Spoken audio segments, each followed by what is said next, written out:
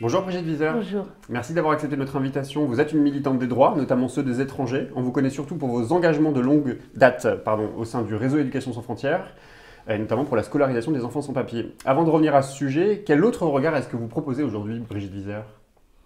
Je crois qu'aujourd'hui, on est face à un choix fondamental qui est un choix de société, tout simplement.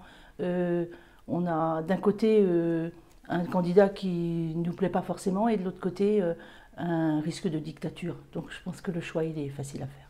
D'accord. Alors justement, sur la question des droits, puisque vous êtes une militante RESF, je l'ai dit, quel bilan faites-vous du quinquennat qui s'achève sur la question des droits des étrangers?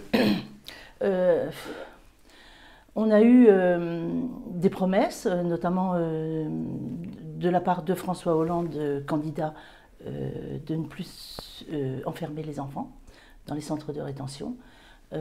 Cette promesse n'a pas été respectée. Il y a beaucoup moins d'enfants en rétention que du temps de Sarkozy, mais il y en a encore. Euh, on pensait que les jeunes, par exemple les lycéens sans papier, qui sont quelques milliers en France, enfin c'est pas du tout, il ne s'agit pas d'une régularisation massive, il ne s'agit pas de seraient régularisés sans problème, alors que en fait la situation était plutôt pire qu'avant parce que Aujourd'hui, vous direz que la situation est pire qu'avant?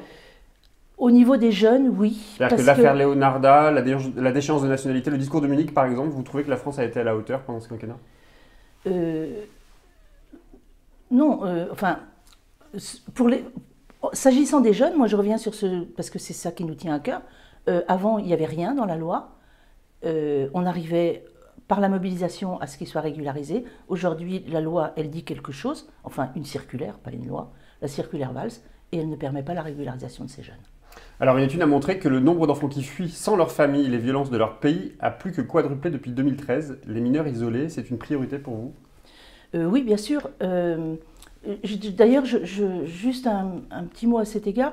Euh, on n'appelle plus ça mineur isolé étranger, on appelle ça mineur non accompagné. Ce mot que je préfère, parce qu'il n'y a plus étranger dans le terme.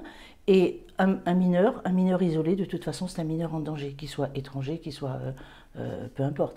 Et il doit être pris en charge. Et ça, à ce niveau-là, l'ASE ne fait pas son travail. Et on estime aujourd'hui d'ailleurs qu'entre 8 000 et 10 000 jeunes euh, non accompagnés, comme vous le dites, qui seraient en situation de détresse en France. Que peut notre pays? Que doit la France? Et quel avenir pour ces jeunes?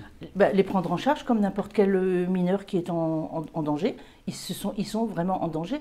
On a, par exemple, un moment, on avait des lycéens qui étaient à la rue. D'ailleurs, il y en a encore. Je dis un moment parce qu'il y en avait plus. Euh, on a, on a, on a dit plus un seul lycéen à la rue. Et la conséquence, c'est qu'ils ne les scolarisent plus. Ça, on n'avait pas pensé effectivement à cette solution. Il n'y a plus de lycéens, donc il n'y en a plus à la rue. Il y a toujours cette menace aujourd'hui de l'OQTF, l'obligation de quitter le territoire français, qui pèse sur ces jeunes.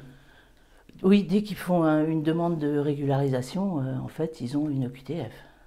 Et aujourd'hui, il n'y a plus un désir d'arriver en France. Il y a toujours cette espèce les études dont je parlais tout à l'heure montrent que les jeunes vont moins en France qu'auparavant. Ils vont plus en Allemagne.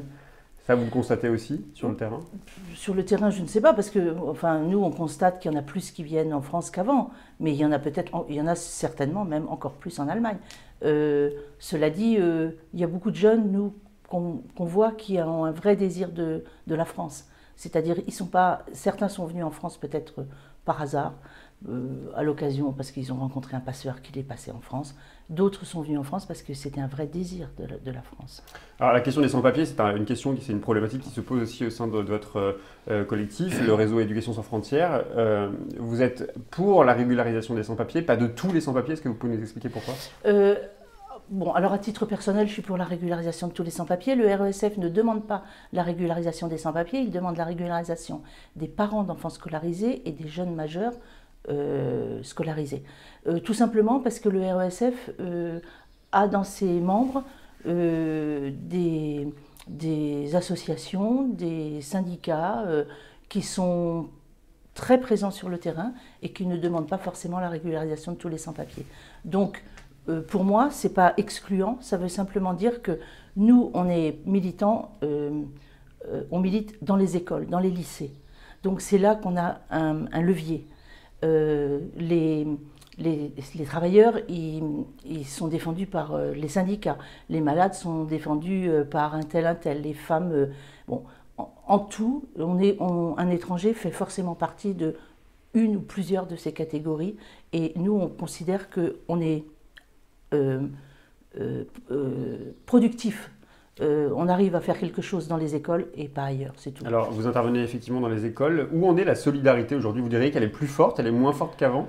Elle est moins visible, c'est-à-dire il y a moins de militants actifs au quotidien, mais par contre, quand il y a un problème dans une école ou dans un lycée, ça se déclare tout de suite, et c'est vraiment, il y a tout de suite une mobilisation qui explose. Donc elle est un peu dormante, je dirais. Comment avez-vous vécu cette campagne présidentielle? C'est vrai que les sujets d'identité, d'étrangers, d'immigration n'ont pas été au cœur de cette campagne. Vous diriez que ça a été suffisamment pris en compte, ce sujet-là, la question des sans-papiers, des droits des étrangers? Le problème, c'est que cette question, elle est le domaine réservé de Le Pen. Et les autres n'en parlent pas. Alors, on entend depuis 2012 dire vous faites le jeu du Front National en parlant d'immigration. Moi, je trouve que les candidats de gauche, ils auraient quand même dû s'adresser aux citoyens de gauche, c'est-à-dire ceux qui défendent les sans-papiers. Alors, si Marine Le Pen arrive au pouvoir le 8 mai prochain, que se passe-t-il pour les travailleurs sans-papiers, pour les enfants scolarisés? On les expulse? Oui, alors là, c'est. Alors, j'ai un peu listé parce que c'est. Alors, il y a un moratoire sur toute migration pendant 3 mois. Pendant 3 mois, aucun titre de séjour ne sera accordé, etc. Pour les travailleurs étrangers en situation régulière, on ne parle même pas de ceux qui ne sont pas en situation régulière, cotisation de 5 ans avant d'avoir des droits. Les gens paieront pendant 5 ans leur cotisation sociale et n'auront aucun droit. Pas d'allocation familiale, pas d'assurance maladie, etc. La suppression de l'aide médicale d'État, et ça c'est dangereux pour tout le monde, pour évidemment ceux qui ne pourront pas se faire soigner, mais pour toute la population. C'est une rupture d'égalité finalement entre les citoyens et ceux qui n'ont pas accès. Oui, et puis médicalement, les médecins considèrent, tous les médecins considèrent que c'est une aberration, parce que les gens ne se soigneront pas, et quand ils seront vraiment malades et hospitalisés, ils seront bien à l'hôpital.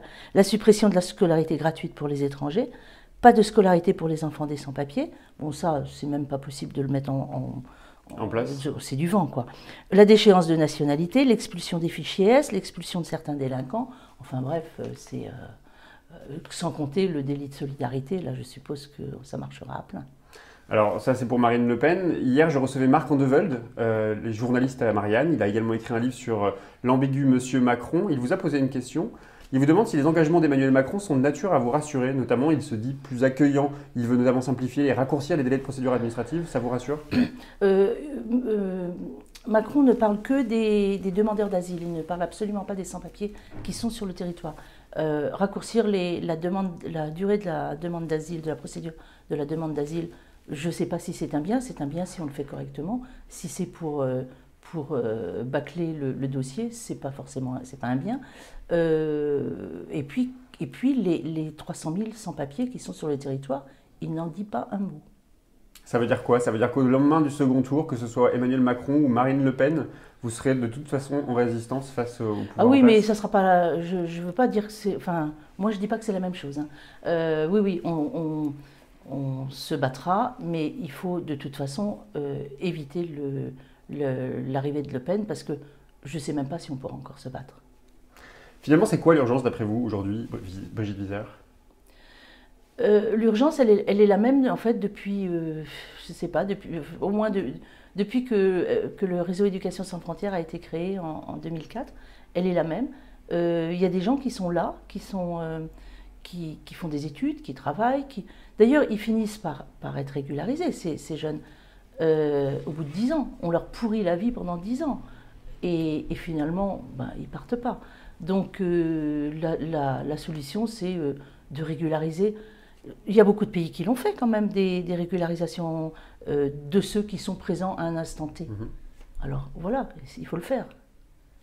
Merci beaucoup Brigitte Vizère. Lundi, nous serons le 1er mai et nous vous proposerons une midinale un peu spéciale. Je vous donne d'ailleurs rendez-vous comme d'habitude sur regard.fr dès 12h30.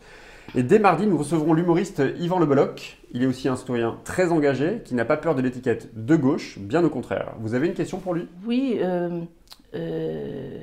comment les humoristes s'empare de la question des sans-papiers. Je pense que c'est quelque chose d'assez compliqué et pour pas pouvoir être taxé de premier degré, quoi. C'est important d'avoir des personnalités, humoristes, acteurs, artistes qui soient à vos côtés? De toute façon, c'est important d'en parler le plus possible. Alors je vous poserai la question, merci beaucoup.